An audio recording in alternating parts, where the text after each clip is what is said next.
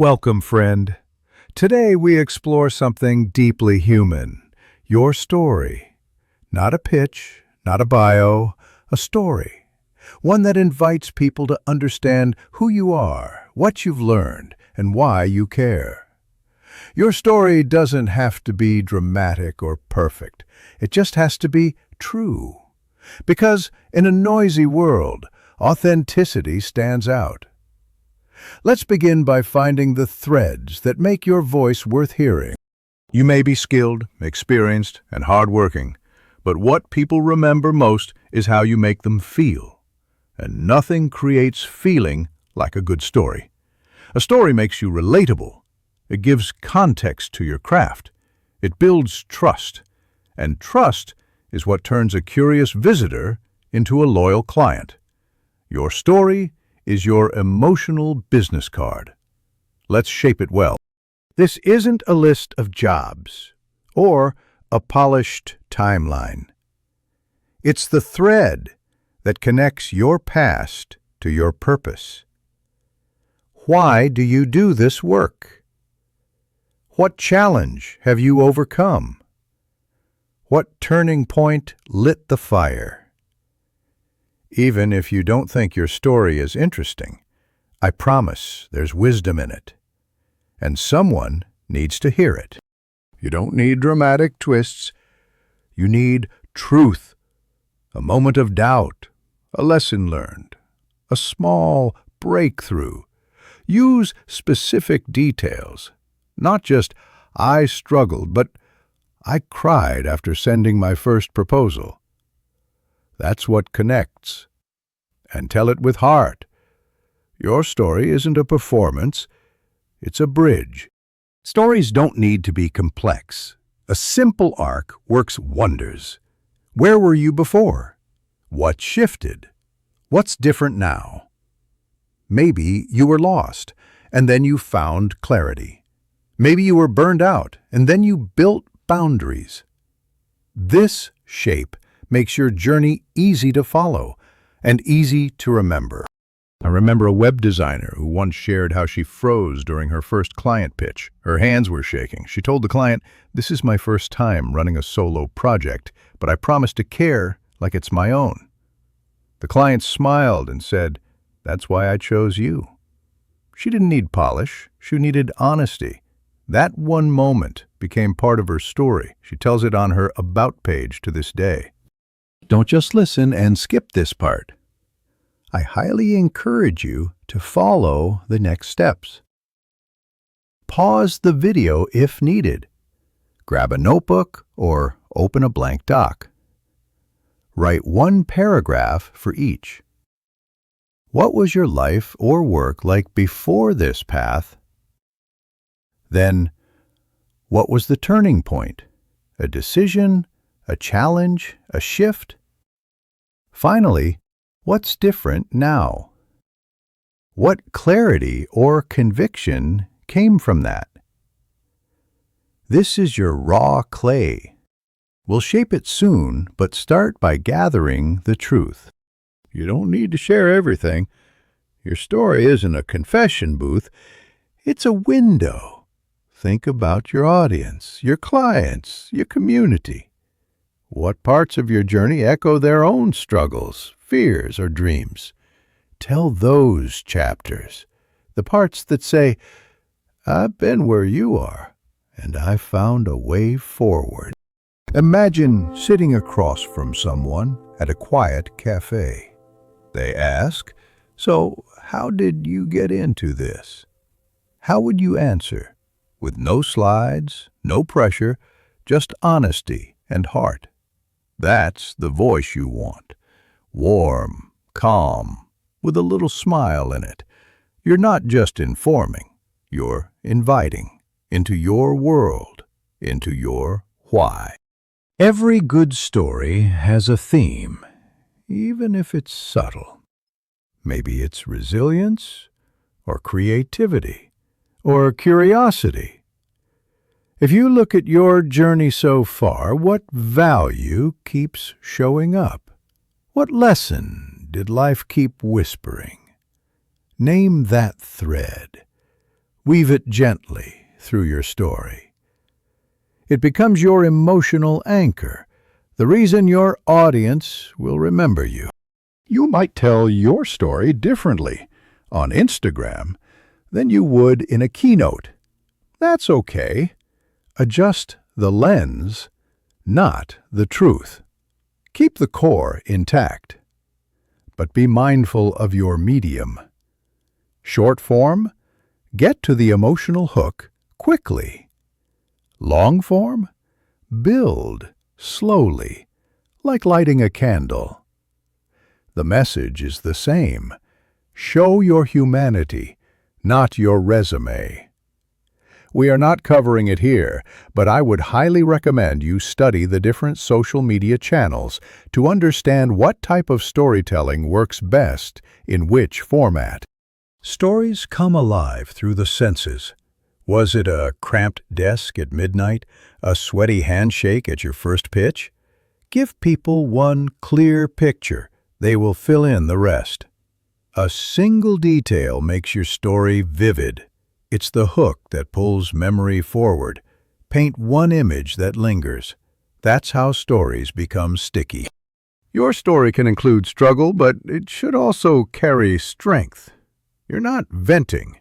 You're showing your journey. Share scars, not open wounds. Speak from the other side of the mountain. That's where wisdom lives.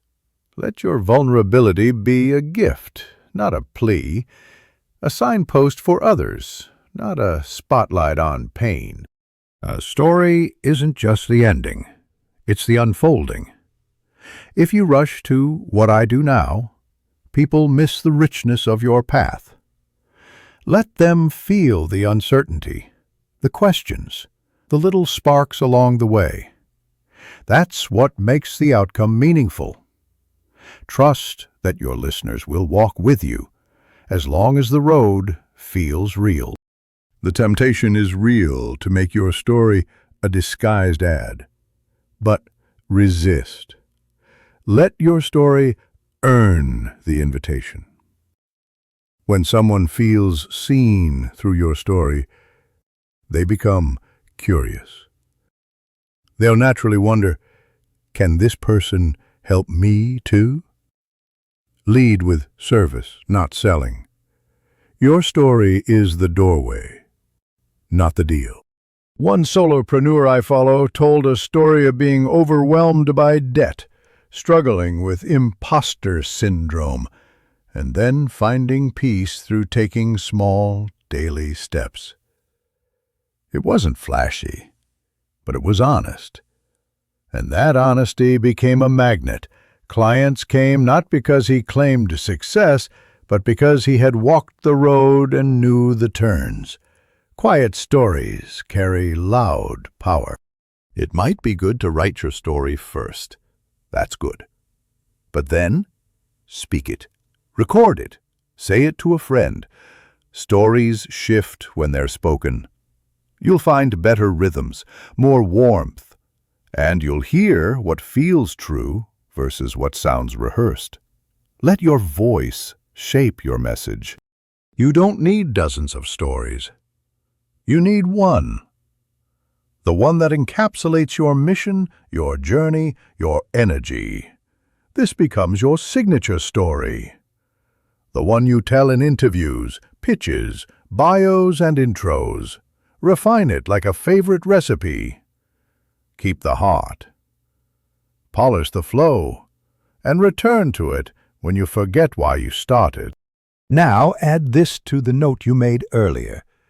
Imagine someone asks, "So, what's your story?" and you only have 1 minute.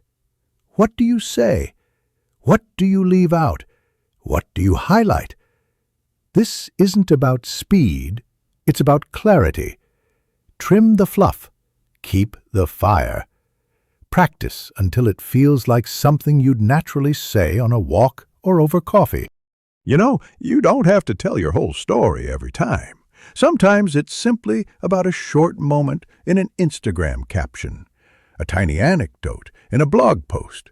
Stories don't just live on About Me pages. They live in everyday content. So, drop little seeds that will get people to feel like they know you. And that's the beginning of trust. Here's an interesting thing about people knowing you. Studies have shown that people prefer to do business with people they know, more so than people that are known. In some cases, the fact that someone will feel like they know you might even count more than your sales pitch or offer. So don't be too shy. Be brave enough to show the real you, and your clients will love you for it. Some of us are a little shy and prefer privacy. But remember, this is not about drama or performance. Emotion is about connection. You don't need to put up a show, exaggerate your pain, or paint yourself as a hero. Just share how you felt, what you feared, what changed. Keep it grounded. The more human your story feels, the more powerful it becomes. Aim for resonance, not reaction. If a part of your journey feels unclear or still unfolding, that's okay. Speak from where you are, not where you think you should be. You don't need to inflate your story. Trust is built through truth. Even an unfinished story, told with sincerity, is stronger than a polished fiction. Have you ever heard someone encouraging you to fake it till you make it? Well, that is yesterday's strategy. That does not work anymore. People are tired of sifting through fake success stories. They want to see and feel the real you, your real story, your real progress. When they do, they will want to walk with you on the rest of your journey. When the moment is right, you can gently connect your story to your work. For example, because I struggled with this, I now help others navigate it faster. It's a bridge, not a billboard. Let your story naturally lead into the value you create. If they trust your path, they'll trust your offer. Your story is simultaneously a map, a mirror, and a magnet. It's a map, showing where you've been. It's a mirror, helping others see themselves in you. It's a magnet, drawing the right people close. Don't underestimate its power. You are more than you work. You are the journey that led to it.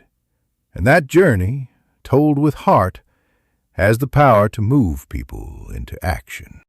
Thank you for walking this path today. You've unearthed more than a story.